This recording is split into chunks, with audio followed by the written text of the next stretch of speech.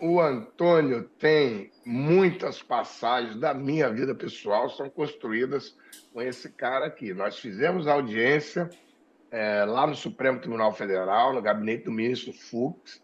Tinha umas 10, 30 pessoas do outro lado da mesa e só nós do lado de cá e umas três ou quatro.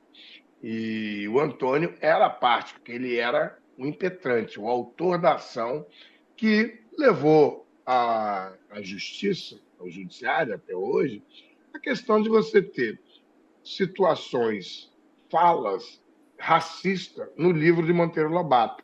E ele entendeu que isso afrontava um programa chamado A Biblioteca na Escola, e que precisava ter uma nota de explicação, porque o livro foi escrito lá em 1930, e que esse livro não poderia ir para a sala de aula sem a tratativa, sem um tratamento que explicasse isso para os alunos e não colocasse o racismo in natura, o racismo próprio de novo lá, porque isso vai reincentivar o racismo. E aí ele fez a denúncia para a ouvidoria da CPI, eu era o ouvidor, e depois que submeti ao órgão do MEC, que deu toda a razão para o Antônio. É isso mesmo, Antônio? Fale com as suas palavras para todo mundo entender e não dizer que é censura. Não, perfeitamente, Berta. O que nós fizemos? Como qualquer cidadão faz, qualquer pessoa que trabalha com política étnico-racial, na perspectiva do antirracismo?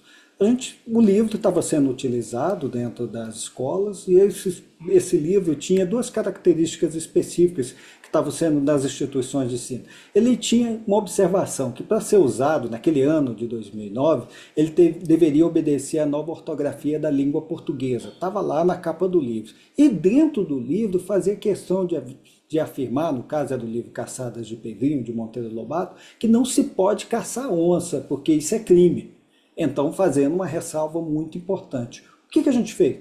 Nada mais do que perceber se existe a ressalva da nova ortografia, da mesma forma a importância de falar que crime, a prática da caçada da onça, que é um crime ambiental, falamos, nada mais justo que um livro também que foi escrito numa época que se divulgava a eugenia como ciência, se tentava fazer o racismo científico como política pública dentro do Estado brasileiro. O que a gente fez? Falou, não, vamos pedir providências nesse sentido. E aí é que teve a grande boa ideia de chegar junto à CPI também naquele momento. E foi bom, porque na época o Humberto Adame era nosso ouvidor da CPI. E isso é fabuloso, porque quando você encontra alguém que está disposto a ouvir, porque nessa temática racial, gente, a gente também precisa ter gente que nos ouça. E aí onde a gente encontrei lá o Humberto Adame, um sorriso, assim, acolhedor, isso eu não posso negar, sorriso acolhedor, a gente nem se conhecia, mas o sorriso foi acolhedor, na mesma hora recebeu, conversamos, falou, vou tomar as providências pertinentes ao caso, não disse se já ia fazer o que, mas ia tomar as providências. Foi aí que o processo começou a andar, foi que aí que ele encaminhou esse material para o MEC.